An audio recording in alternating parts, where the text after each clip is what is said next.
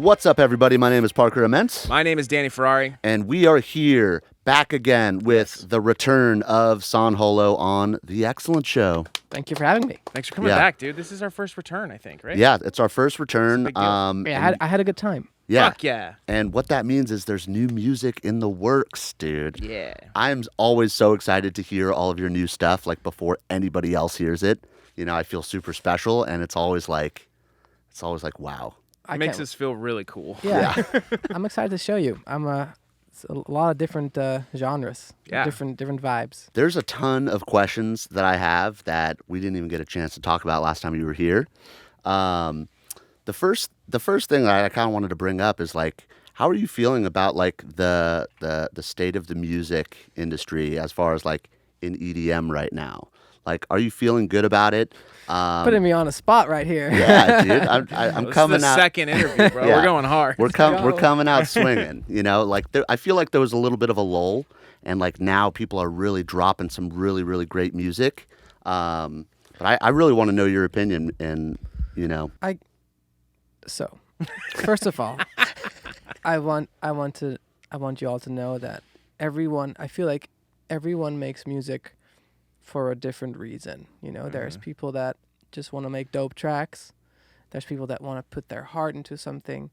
I want to put my heart and my personality in my music. So I'm automatically really touched by other artists that also do the same thing. You know, I don't really care about dope tracks or you know, it has to feel very emotional to me and very personal. I like personal music. You know, if I can feel that a producer put their heart into a song, that's what I resonate with the most. But there's a lot of music out there that's also just made for different reasons. Yeah, we all know that it's a business. But I'm always for the artists that are true to what they feel inside.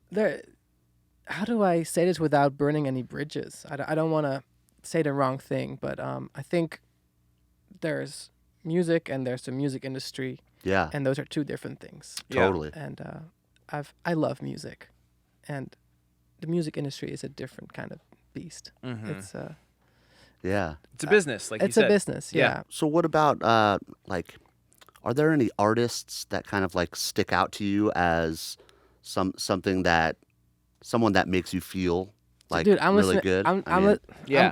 I know that you love music. artistry. And I mean, like, I'm listening to like fucking crazy Brazilian Riddim producers right now with like 2,000 SoundCloud followers. You know, Really? I'm in. Do you know their names by chance, or There's this one kid called Ball, BAW. does he have any idea that you're listening to his stuff right now? I asked him for some You hit him up? Nice. for some tracks because I want to play some stuff in my set, but you know, and there's this Louviate. They're all like no one's ever heard of them in this space here, but like, you know, or I'm listening to I don't know. You know what's funny? When every time someone asks me, "Oh, so what's the stuff you're listening to right now?" Everyone always thinks I'm listening to electronic music all the time, but I'm listening to like Deftones and stuff. You know, I'm listening to that. That's because it's anything that feels like, you know, deep and from the heart. I love that. Let me get the record straight though. Like I'm not judging anyone for like I feel like everyone has their own reasons to make music. Yeah. And I've told you about mine.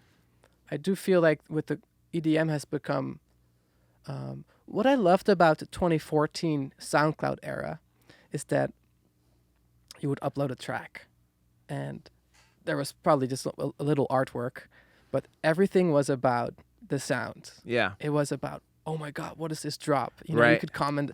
It's like, I missed that. Yeah, it was the music that was driving everything. Right. My biggest songs like We Rise, Light, the Next Episode remix, all that stuff.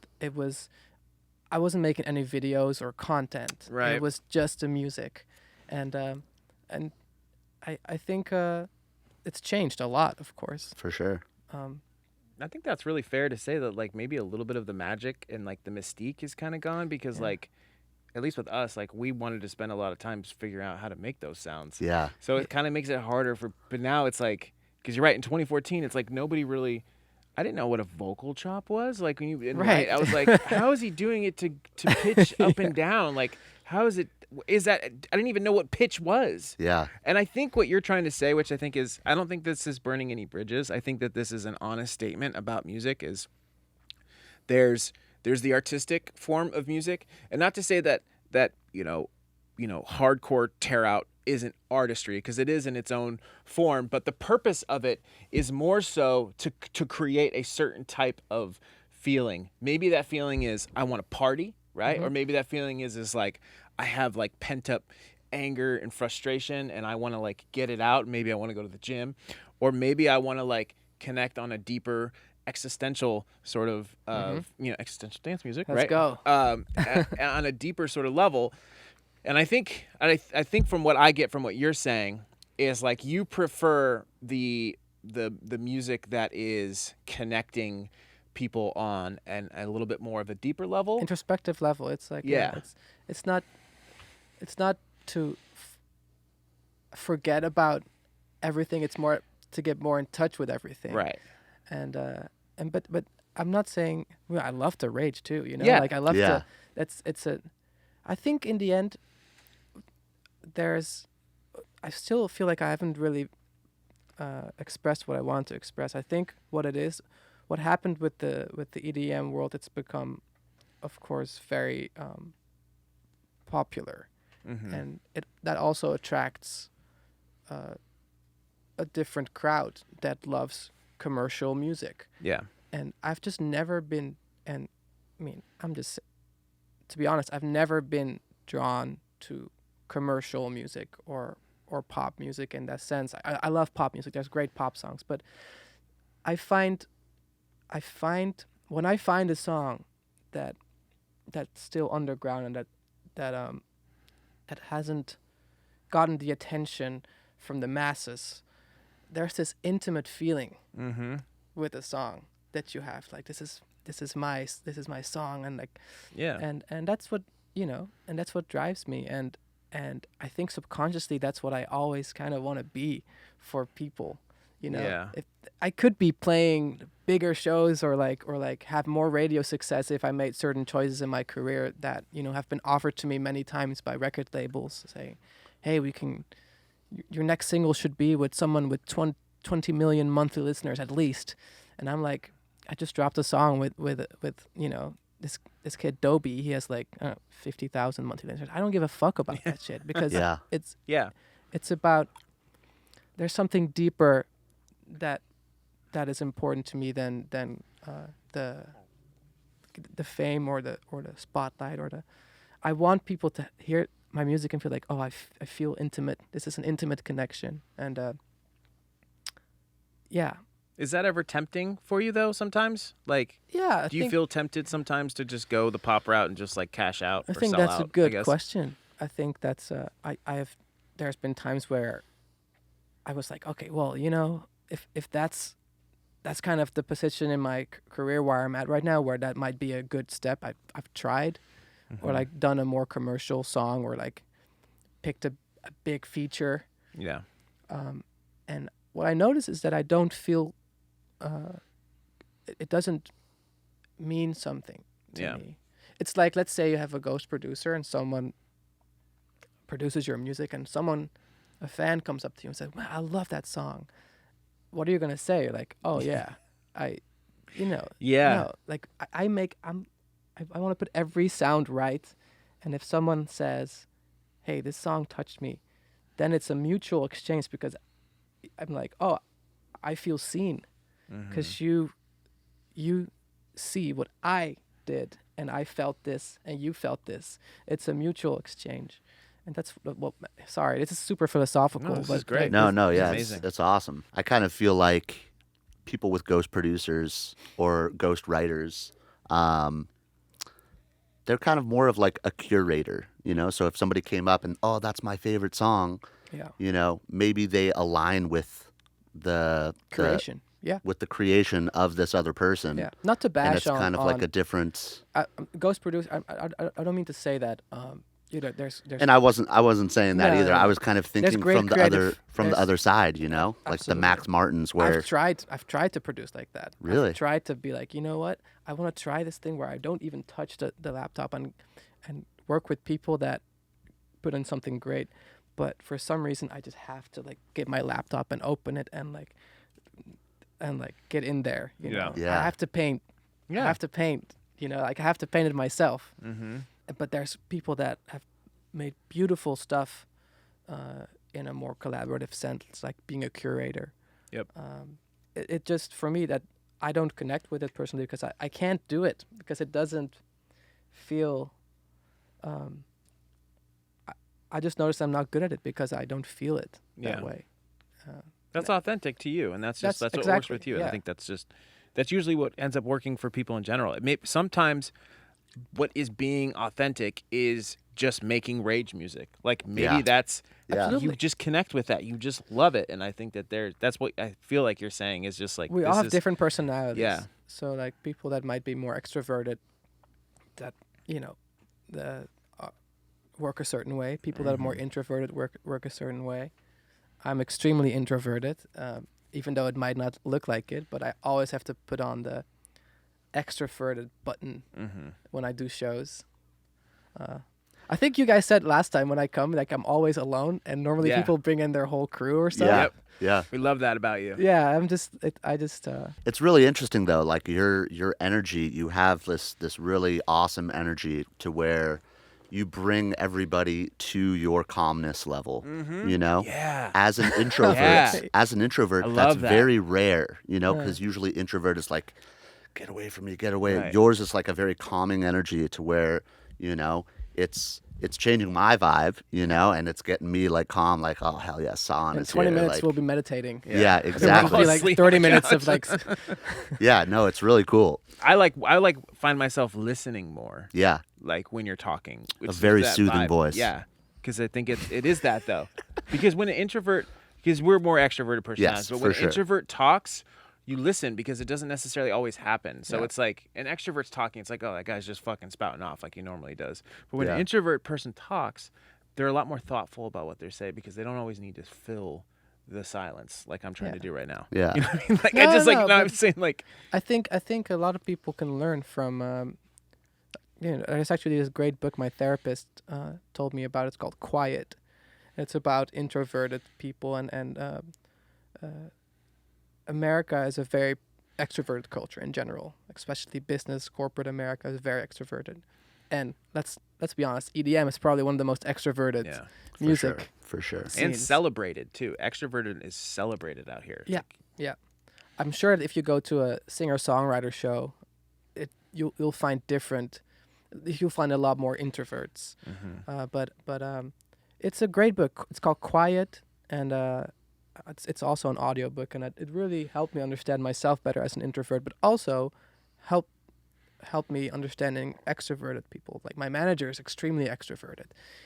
And for the longest time when he would talk, I was just like, yo, where is this going? You know, we're like, Yeah. but now I understand that's his way of taking in the world and how he communicates. So Yeah. it helps me communicate better with everyone. So if you're interested in that sort of stuff, check out the book Quiet. It's really nice. That's Yeah. really cool. Do you find yourself as like, because I know with some introverted, my girlfriend is more of an introverted person. Yeah. I think she's kind of more ambiverted though too, but she tells me that like even if she's around some of her closest people, like some of her close friends, like we'll go out like him and his lady and me and my lady, and like sometimes like after a certain amount of time, she's like, I just need to recharge. So she like needs to like be alone for like, it doesn't have to be a long time, but like an hour, like.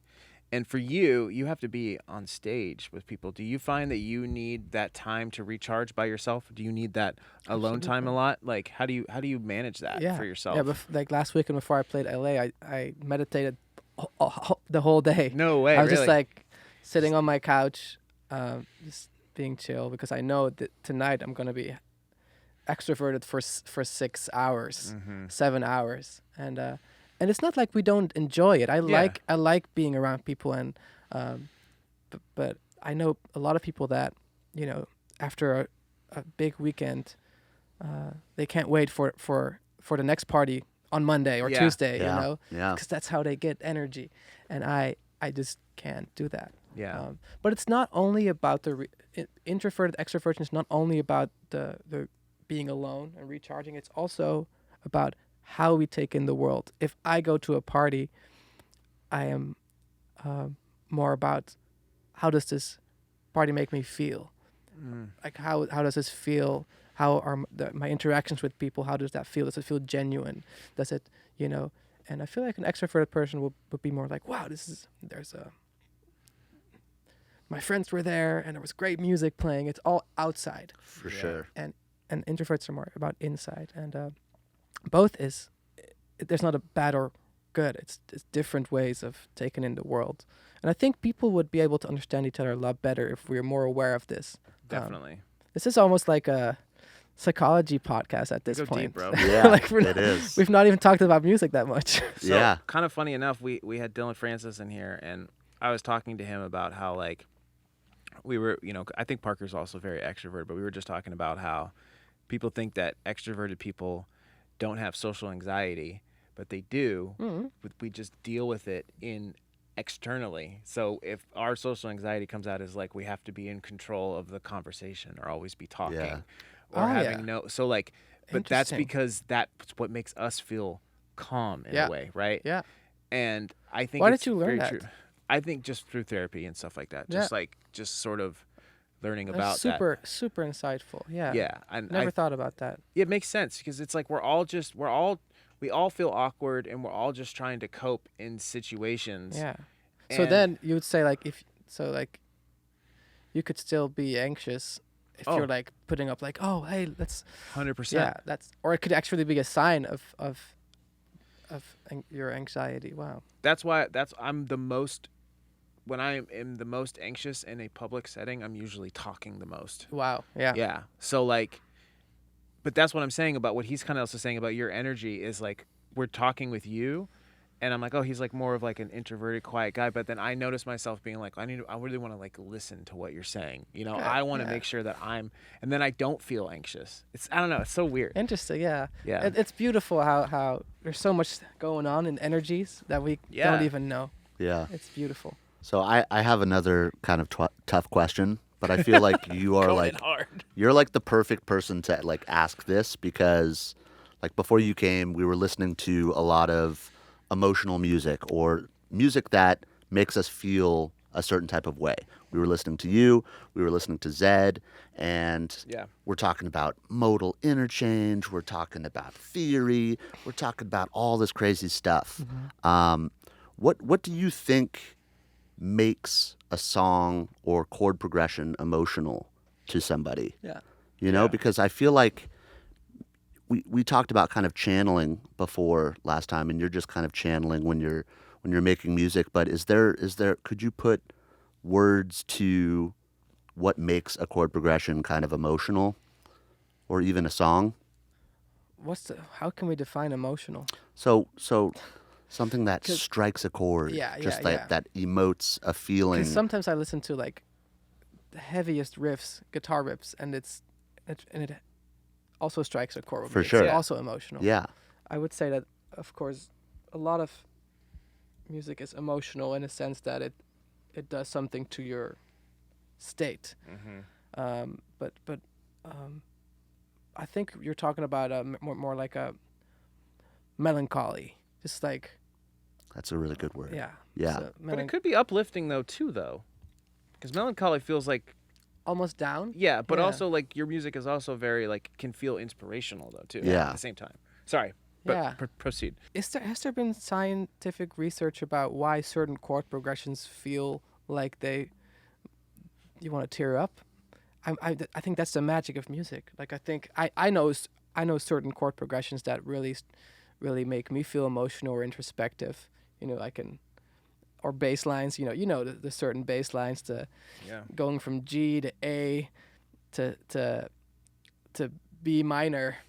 Dum, dum, dum. That's a very emotional or melancholic, deep sounding chord progression.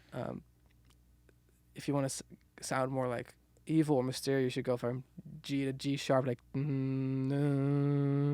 that's like Yeah. that darker. But why that? Why do we? Why does uh, a minor third sound sad and Yeah. a major third happy? Yeah. It's the tension. I don't know if there's scientific research. I don't Has know. to be. Maybe I don't want to know Yeah. because It's that mystique thing that you were talking Yeah. about, Danny. Like Yeah. it could ruin it. yeah, I think that's in the end that's also why artists and musicians they wanna make music because we're trying to put something that we can't express sadness, happiness into A chords. form of communication. Yeah.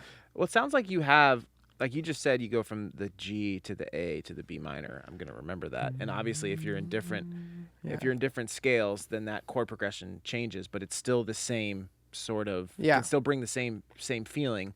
So it sounds like you do have certain chord progressions in your head that you know that you can go to, but it doesn't sound like you're thinking that. It sounds like you're just more or less. Are you just more or less just like playing and just like whatever's coming out, or are Yeah. you thinking like, I want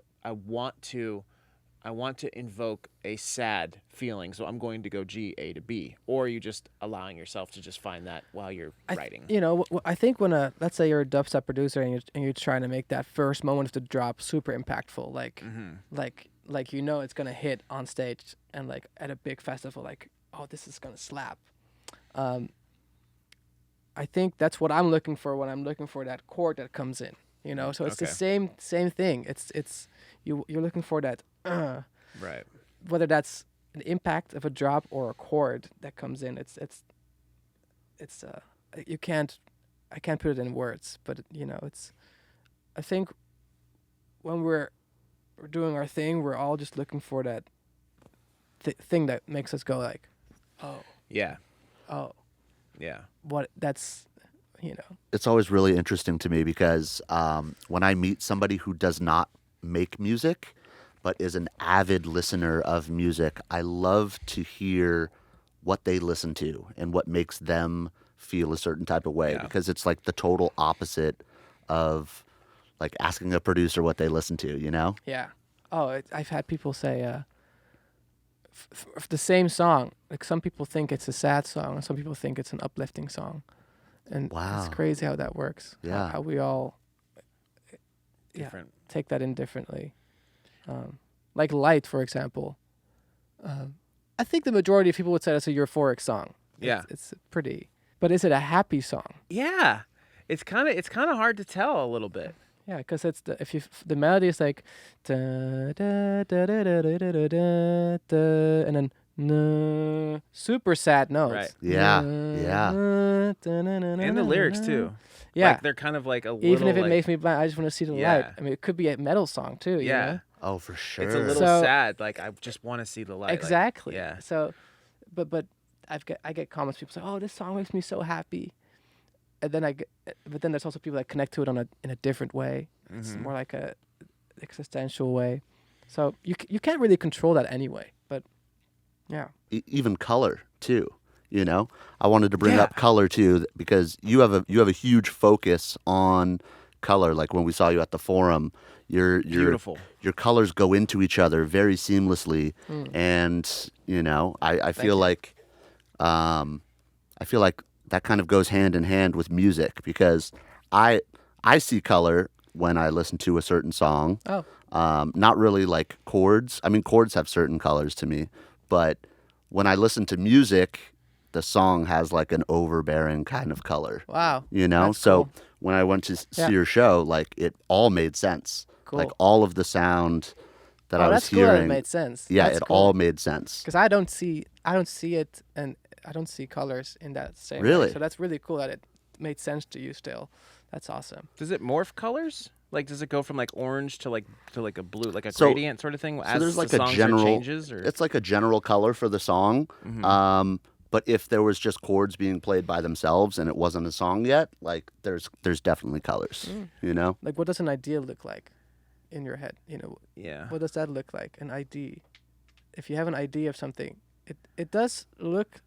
It's not a shape per se, but it's almost like you see a feeling or see an emotion or. Yeah.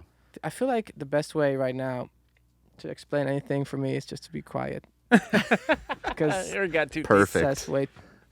I have way a more. I have a question music related to about your live show. What's up, guys? Want to take a quick break from the video to tell you about our newest drops-only serum pack, Wook Bass. If you are looking to make release-ready dubstep and Wook Bass like Subtronics, Tape B, Boogie T, this pack is for you. Stop scrolling through endless preset libraries that are just sub-tier and start using the best Wook serum presets in the industry.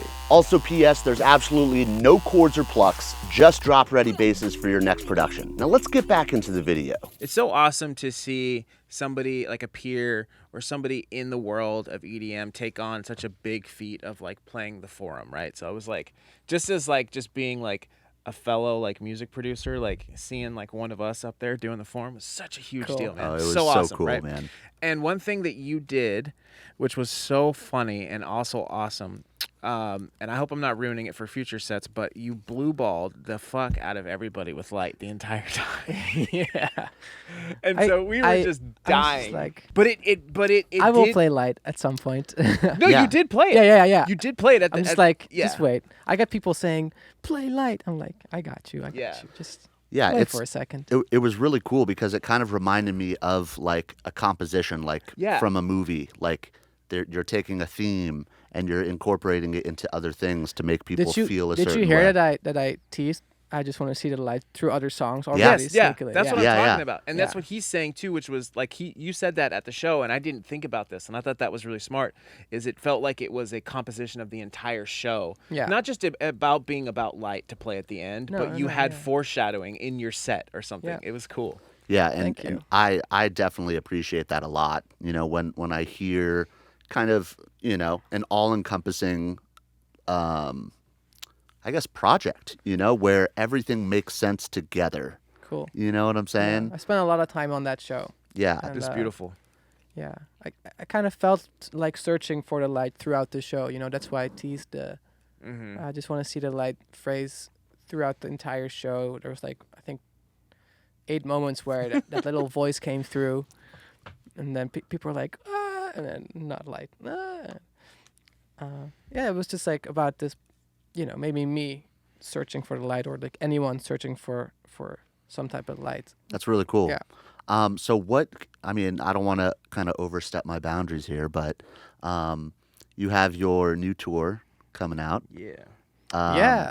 Do you have like any secrets that you can tell us about it? Absolutely, yeah. So I'm really, really excited about it because you put a lot into your live show. yes.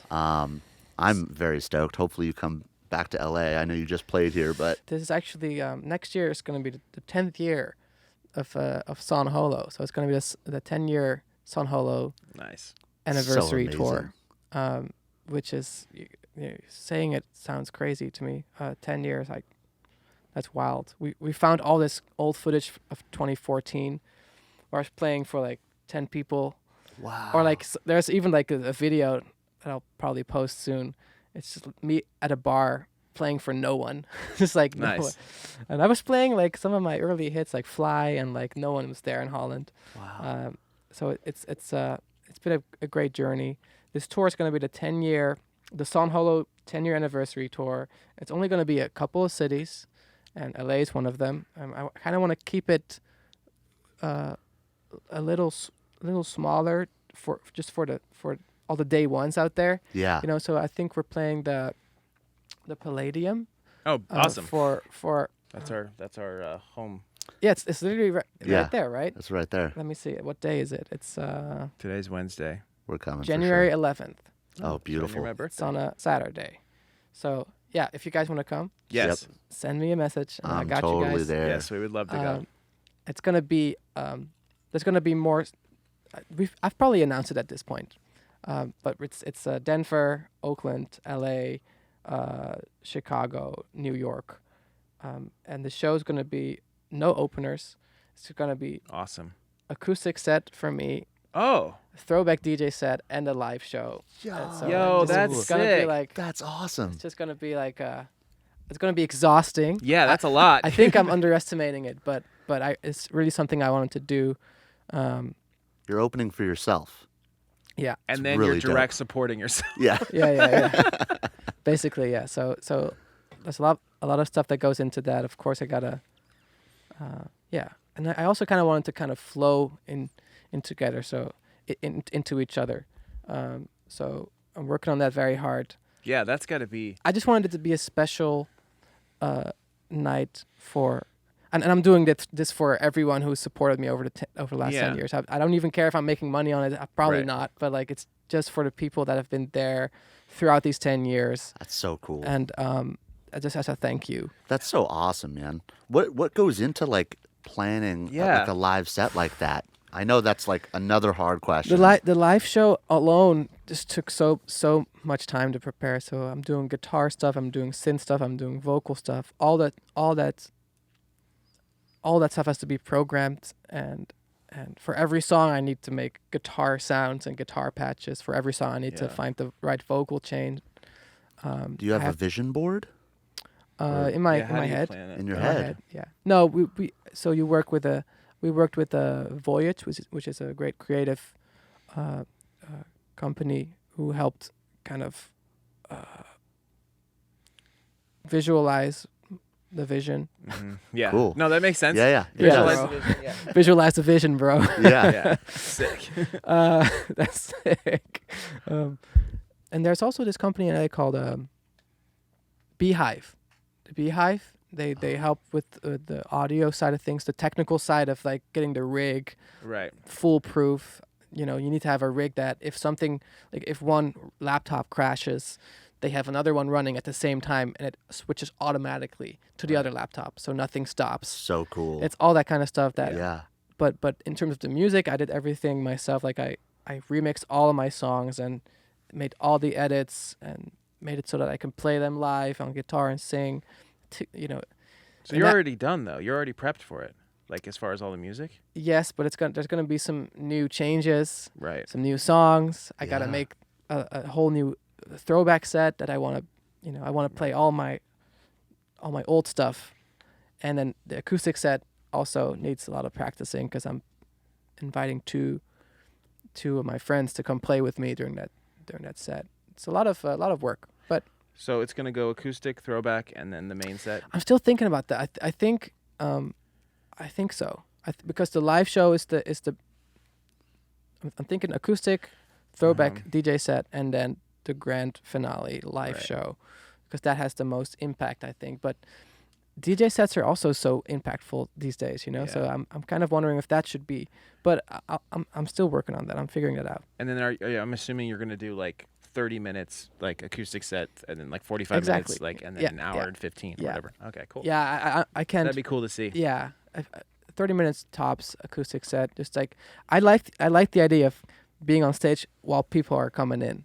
You know, yeah, that would be pretty cool. You know, people are just like coming in. I doubt that's gonna happen, but for you, yeah, that's awesome. Yeah. Oh, damn! I didn't think about that. Maybe they'll be earlier, but like, unless you don't tell people, or you act like you have like a fake opener. You know what I mean? Yeah. No. I'm gonna get there early. I want to. Yeah, see. I would want. I would. That the would. I would acoustic set probably is be. like Yeah. Be so cool. Maybe That's like I love that intimate. Maybe the acoustic set should be like in the middle or even at the end. Oh no. No, I think I after playing some heavy, like wholesome Riddim, light version, right? I can't go into like a super quiet acoustic song. But yeah. What a cool idea, man! And then when are people gonna be able to get tickets for that? Because I'm assuming they're gonna want to be getting that, especially. Right now I think. Okay, Yeah, when this comes out, we're always talking about like the future as it is now. Yeah. You know. But yeah, no, it'll be out. You can get tickets right now. Get tickets to my show. Link in bio. Yeah, well, give us the link. We'll have it in there for sure. One of my friends, he has like link in bio on his knee. It makes so much sense. No way. Like and subscribe. Isn't it such a thing of our era? Yeah. Link in bio. Yes, it for sure. It's so funny. Yeah. You have really good tattoo ideas, Danny. I have a lot of like live, laugh, love. I want to get. I think that's sick. That's like extremely sick. In the font. Yeah, and then I want to get the hang in there, kitty, the cat hanging in there. You know, like the cute little cat. Isn't it crazy that the live, laugh, love thing is still such a such a thing people buy. They still Like get I it, still yeah. get to Airbnbs and then it's on the wall. Yeah, it's there. There's a whole scene. There's a ton of Midwest moms out there Live, that laugh, have love no idea scene. that it's like a fucking joke to everybody else. Yeah, I saw on TikTok that the Midwestern like moms, Yeah. they go to Home Goods and they buy them Oh yeah. and they fight other moms to buy them and then they resell them online. And there's because also they're yeah. like more expensive. There's online. also like family gather, like those things. Like it'll just say gather or like oh yeah, the ceramics. yeah. Well, so like live, laugh, love is like the main one, but like it'll be like wine time or some shit like that. Live, you laugh, know? love is like the headliner. Yeah, for sure. Of I would love to get that tattooed on me. What would like the EDM version of Live Laugh Love be? big Blur? things coming. Blur. Yeah, big Yeah. things coming. Big things. I think. Dude, that would be so funny to have in your bathroom. No, on Big your things arm. coming. It's Oh. like big things coming. You would have to put it like on your hip. Stay tuned. Yeah, stay Big tuned. announcement tomorrow. Yeah. I have some questions about some of the songs on the new EP. What is life? Yeah. Yes. Okay. What is Life EP? We were talking about what is life earlier in the podcast, and that wasn't even planned. Yeah, What that's life true. Isn't is. that a little crazy? Yeah. We About were like, what- what is life? what What is is life? consciousness? Yeah. So a lot of times you, maybe this would be something more you can show us in the production part, but some of the vocal chops in, what was, I forgot the name of the track. I'm so. Disappear? Disappear. Yes, the vocal chops in Disappear. Yeah. So one thing. It's a very vocal choppy song. Yes, That's why it's beautiful. And the way that you get them to come out front in the actual drop is like so nice. And there's the thing about it too is there's reverb too, right? Which is so hard. I find as a producer, if I have too much reverb, that it makes things sort of be pushed. Reverb sort of pushes things back. Yeah. Right. But your vocal chops in that drop, in that portion of the song, they're up front. Yeah. And I'm just curious, like how you were able to attain that and in that mix, because they sound just up as front as much as if you were listening to them on the verse. Yeah. But they're right there. It's really Cool. nice. How did you do that? And they still have reverb on them too. That was the other thing. I was like, Yeah. How did you a do lot that? Of reverb. yeah, Yeah. It sounds so clean. Yeah. I think it's OTT on the reverb. Like literally. But no, the vocals are still coming 'Cause, out though. Yeah, it's just one sound to me. So it's not the sound and then the reverb for me. It's just the one sound. Mhm. It's how I treat it, and I think they're really loud. I think they're just the volume is just very much. They're really loud, and I think that's also kind of the only thing. There's some chords behind it, but it's the main thing. I'd have to see on my laptop. Should I get the laptop out? Or Yeah, like- I guess we can do that when we do the production thing. But Yeah. I Okay. guess we could talk more about like one of the questions I had too was you working with Chami. Like that's such a cool pairing, but I would have never guessed that in a million years. Yeah, So me how did that either. whole Yeah. thing happen? Chami's just been, for me, I've always just been inspired by there's just only one Chami, Yeah. the way he does house music. I think for a while it was called future house. Is that Yeah. the genre that Yeah. he does? Yeah. Future, is it? Yeah, I would say you could call it future house. Yeah. Some people would call it bass house back in the day, but then I feel like bass house like evolved into more of like wubby bass house. Yeah. Like I used to call that bass house, but it's future house now. Well, yeah, Future House is like Chami, like Mesto, like Martin Garrix, like his new stuff now is kind of like Future House, right? That's what I would call it. Yeah, I don't even really know what future house is, but I know that whenever I listen to Chami, it was just very distinct. Yeah. Just I once remixed his song Afterlife. Mm-hmm. I put a really weird drop in there, and I was kind of that drop. Maybe we can play it later. Like Yeah. Yeah. I that drop for Afterlife was so weird. I was like, he's never gonna like this or approve this, but he was like, no, this is really cool. Nice. Like this is. He told me he really loved that drop. As crazy as it was, That must have felt good. I was like, oh, okay, and that kind of also shows that he's also.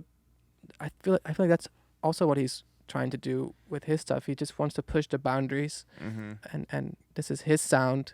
This is what he does, and I mean, future house, future bass. People Yeah. always saw me as future bass, I guess, but I think we all the problem with genres being put on to someone is that people that are early on in the genre, we don't do it to be part of a genre. It just happens. It's just what you make. It's what you make. Yeah. It comes out of your heart, and then when it becomes a name or a specific genre, it becomes a formula for people to follow, and that's, with a lot of originators, they always want to keep. I thought future bass was about always futuring, always future. like The future of bass. futuring, Yeah. making the bass sound like something from the future, whether it's 2014 or 2024. To me, Disappear, the outro of Disappear that flips to like a trap beat. Yeah. That's future bass to me. It's just doing something that's not common and new. Yeah. And I think, sorry, I don't know how I got here, but like No, we're talking Chami about always. working with Chami. I He's love always that done that too. interpretation. Yeah. I love the interpretation of that because everybody online is always fighting about What it is. what it is. They want to Yeah. put like a song in a box. We love And they want labels. to put a label on it. One of our biggest videos on TikTok is just us talking about what genre we think is this song. Yeah. And then people in the comments go like, "This is." And they're were so- freaking out and they're going crazy. And we just we couldn't believe it because, Like, people are genuinely like, they were Pretty getting upset? very upset like that sometimes, we didn't know what it was or that it's this or that. I forget what the right. They were just triggered. Triggered, yeah. Yeah, and it was just like, what? Like, In the end, this whole EP, What Is Life, is there's one kind of chill trap song on there, but the rest is kind of just house music or a house song that flips to a trap beat or a drum and bass song that's really more of a story. I think I'll always be labeled as future bass, but to me the meaning of future bass is expanding. Yeah. pushing the Yeah. genre forward. Yeah. Since we're talking about genres, you're about to play Lost Lands. Yeah. How is that's a huge surprise to me. First off, I'm Super sick. super sick. Yeah. Like what are you gonna do? What's gonna? How did that happen? Yeah.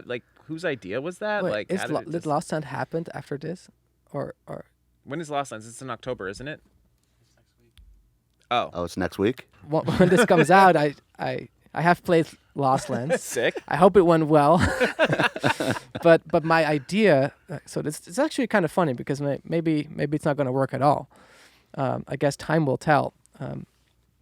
My idea is, I saw this funny tweet of this crazy looking creature dinosaur, and it said like, all DJs playing Lost Lands, and this crazy scary creature, and then there's the cute dog named San Holo.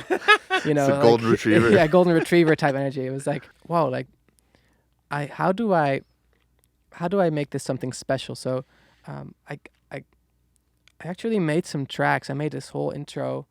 I got this idea for like Wholesome Riddim. Love Just it. like Love that. and this drop is just like, you can see it. It's probably, I'm probably would have posted this. We're posting this set. We're posting this set. The set is, wait, how did I say The this? set is already out. The and set is posted. out. The Yeah. set is Yeah. online. Nice. This intro, I just wanted to make this kind of dark rhythm beat, but then with a really cute melody on top. This is kind of a wholesome, beautiful rhythm song. And, and yeah, this whole set is like something I've never really done before. It's definitely got that more higher, heavier energy, but with some wholesome energy, wholesome rhythm. It's really awesome, and I feel like it's very brave. Yeah. A lot of people would be maybe very people scared. are like gonna hate me for this. I don't know. No, I think a lot of people are gonna probably be happy to have something a little bit different there. That might show a different Yeah, sort of, I have sort of thing. I have extra appreciation for artists that go outside of their genre. Yeah. John Summit is dropping like wook bass music with subtronics. Right. I know like tons of people that like maybe they're a techno producer, but they're dropping tech house. They're doing Yeah. Brazilian funk. They're doing all of this other genres, and I think it's so cool. I Yeah. think it's so awesome because as a fan or as a listener, I want to see your perspective on that genre. Cool. Yeah. Yeah. And the effort you're putting into it seems like that's like, I wouldn't expect somebody to do that. You're like, oh, like I'm gonna make this special because this is such a random I see occurrence. things as little art pieces, you know. Yeah. I get to do the set at Lost Lands where I'm not normally booked. I want to make it something like a little. This is also fun for me because that's how I started treating things. Even I started treating social media posts as that. I see them now as like a little. It's like my diary almost. Like, of course, it's not as personal, but I see it as like, oh, I get to make a post now and I get to share my feelings with people that want to see this. So it's like, if I look back at this in a year, then I can be like, oh, wow, we did that and this is how I was feeling. And same for Lost Lands. Like, this is just a cool experiment that I want to try. And Wholesome Riddim, we'll see if it worked. I mean, there's already so much great emotional, kind of dubstep-y, rhythm-y stuff, like the future rhythm movement. Oh, yeah. The color bass Yeah. movement. I'm kind of really inspired by that, but I'm putting my own twist on it. Yeah. They could use some melody over there. Yeah, I've never been the best at drums. Interesting. Yeah, I've never That's been so the funny best to hear you say that. I don't know. There's just, like, some producers are so good at making their drum sound like super clean, yet distorted, yet punchy. Oh, you're talking about for that specific style of drums. Okay. Because I was like, your trap drums are insane, but you're talking about just specifically like dubstep or... My trap drums are insane until you hear what ISO is doing, you know. I was like, that's insane. Like, whoa. I don't even know how he gets the drums sound so loud and crisp and distorted yet punchy. Right. That's a very inspiring album, that Isoxo Knock2.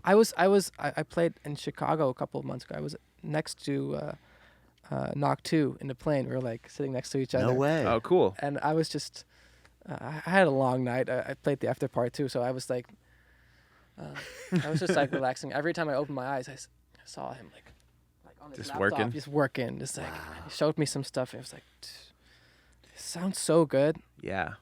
That's one of our questions actually, is what do you think about the resurgence of trap music? Like, because I think of you as like somebody that has like a, you know, you are also trap, you know what I mean, in my eyes. So like, what do you think about what's going on? My Instagram handle is San Holo Beats. It started with beats. It's It's like, when you think of beats, you don't specifically think about house music. Right. True. That's more just like house. Yeah. You think of hip hop when you think of the word beats. Exactly. Yeah. I think that's where a lot of my stuff comes from. Even though I would love to work with some hip hop artists, but I've just, the dance community has taken me, I guess. Yeah. I don't know. What was the question? I was asking, what do you think about the resurgence of just trap music? Because it feels like trap music in general, just like the word trap, it has just been kind of died down a bit, and it seems like to me there's a little bit of, because that means that there's also going to be a resurgence of future bass, because that came right after it. Yeah, like, true. No, but the way what ISO and Knock2 are doing, I'm so happy that they are kind of leading that whole new. They started a movement. They're so good. Yeah. They're like, I can't even express it in words. I just like, yes, you get it. Yes. Yeah. Everybody that we've been talking to lately, at least as far as that, is just like definitely giving props to those two and what they're doing. And I think the one thing that I've heard from a lot of people, at least like how to be successful in the industry, is to like start a movement, so to speak. Mm-hmm. And they've definitely done that. They're two boys, like they love each other. They both make amazing music, and they both have their own styles, and together they're just on their own world, and they're just like, this is a movement. And they're in the doll. They're in there. Yeah. They're like doing all working. that shit. They're working that shit. Yeah. They know how to get the snares popping. Yeah. You know, like, it's inspiring for sure. Quick break from the pod. I just wanted to share with you that we have an exclusive link in our description containing hundreds of the most accurate remakes in the EDM industry. That's right. I said it. Not only that, we have organized folders containing hundreds of Ableton racks and Serum presets ready to be thrown into your project. This might be too big of a secret to share with your friends, so let's keep it between us girls. You're probably thinking that it's going to cost you hundreds of dollars to get these exclusive sounds, but you'll be pleasantly surprised to see how affordable it actually is. Hope you got a big enough hard drive. Check the link in the description called Producer Vault, and let's get you back into the episode. One question I wanted to ask you, and I don't know if we ever really got a chance to talk about this last time, but what are the chances, because me and Parker were talking about this, what are the chances or odds that we might see a collab with you and Porter in the future? Because that would be the most amazing collab. You guys have remixed each other's stuff before. Yeah. He actually really played a big part in like getting some of my music out here, because I was making these crazy hip hop remixes. Do you remember that song, I'm in love with the go-go? Yeah, of course. Yeah. So I made a weird remix from that, like with some crazy arps. Mm-hmm. And one night I got all these Twitter mentions, and he played it at a festival. People went nuts, and that's how I got a lot of followers too, from actually him playing some of my stuff. I've seen him play multiple of my songs, and I would love to work with him. I think we're both really doing our own thing, and sometimes, it's artists that are always doing their own thing are pretty hard to collaborate with, because they're always doing their own thing, and they're so driven in expressing what they're feeling at that moment. It's not always easy to collaborate and make something together. But I hope one day it'll happen, but only if it happens naturally, I guess. Is that like one of the biggest ones that gets brought up to you the most for collab wise? Because I feel like that's just like I've been doing a lot of back-to-backs with Madion, so that would make sense too. That'd be huge for sure. Yeah, that'd be great. That'd be cool. I'm super open to working with people. Yeah, love to work with Isoxo Knock2 too. Like that would be really cool too. Oh, I would love to hear what you guys come up with. Yeah, that would be really interesting. Yeah, that would be a crazy creation. Yeah, I just feel like I just keep thinking about what it would be. I mean, obviously Madion too, but it's not that you and Porter are alike, but I feel like the emotion that both you guys, there's two producers in my mind, and Madion for sure too, but in my personal opinion, there's two producers that really can convey emotion and feeling in their music, and it's Porter Robinson and it's San Holo. And I would just love to see what I would you love guys to. could I do would love together. to. If you're watching, Porter, you put got on a my number. V-neck, jump in the studio to a deep low V-neck, the deepest low. V-neck you could find, And a cardigan. and get in the studio. Yes. No, they both of them actually, Madion and Porter. They really, when they asked me to do the Shelter tour, like open for them on the Shelter tour, that was my first bus tour, and there's so many memories, and I owe them a lot. It was such a great time. All three of you together, that would have been an awesome. I didn't even know that you did that. That's sick. Yeah, but I didn't do any, like, I was just starting. Right, it was the very beginning. Yeah. Do you have a fun story from that tour? That's something that's like memorable? Yeah. That's actually on the first day of that tour I released Light. So Light wasn't even out yet. I released Light on the first night of the tour. And I can't remember who it was, but one of their managers came up to me and they said, "Oh, this is your song, right?" And like she pulled up Spotify and she's like, "You're in like the USA top 50 playlist." It's like between Drake and all that stuff. Wow. And I had no idea that was such a big thing, because it wasn't the stuff I was thinking about. Mm-hmm. Like right now, I feel like producers are so in tune with, like, oh, I'm on that playlist and I want to be featured on that playlist, or I should be on that playlist. Back then, I was just doing the music, touring, but that was a really big deal to be in that playlist, because it was racking up the numbers, streams, and I was just like, yeah, cool. And then it was years later that I found out that moment was really big. Light was really blowing up, and I didn't realize it at the time. Wow. I didn't realize it at the time. Because we did. Now we have apps to see how many streams we get a day, and Oh, I I feel like never producers thought are of tracking it too. Like I Yeah. can look up now how many people are listening, or like how many streams my songs get every day. That wasn't something we were really tuned into. Yeah, you had to wait to the end of the quarter. Yeah. Yeah. And I think I posted about Light a couple of times when I put it out, because it was still like a thing, like, oh, you don't want to bother your fans with all your Don't bother your friends. Wow. Yeah. Fans. Yeah. And now it's like, yeah, if a song would be blowing up like that right now, I would fucking, Yeah, you'd be all over it. milk that Yeah, way more. for But I never sure. milked Light. It was just, I'm milking it now at my shows. Like, Yeah. it's just- That's so cool to think about. I don't know if that's a funny story, but I that's remember that awesome. moment. I remember that room, and the way she looked at me. It was like, your song is in this playlist. It was like, yeah, oh, cool. Yeah, know. you're just no idea how big No it was. idea. No idea. That's so wild. That's kind of all the questions that I had lined up for. Yeah. I have specific production questions. That Me I'm gonna too. look, but I have one more question for you, and then we can totally Take a move quick on. break. After you told us that story about the shelter tour, it kind of got me thinking. You were very kind of like present in just yourself. You're very present as San Holo, and you were talking about kind of looking at posting on social media as like an art piece.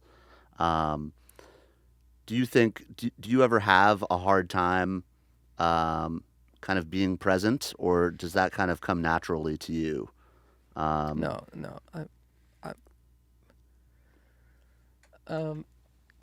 I mean, posting on social media, like maybe the art piece analogy wasn't the correct one. Maybe I tried to say more like a diary. But I Piece? like how you said that, because it's kind of like tricking your brain and training yourself to enjoy the process Yeah. of everything. You Yeah, know? I was like, now I'm like, when I tweet, I kind of want to put something personal in there that I can look back on and read in a year and say, oh, this is how I was feeling that day, and this is what I was doing. Yeah. So seeing it like that makes it a little bit easier for me now, because I used to be like, oh, I gotta spend an hour on this post getting all the but now I'm like, huh, if I just treat it as like a diary, I kind of, oh, it's kind of nice to put some time into that and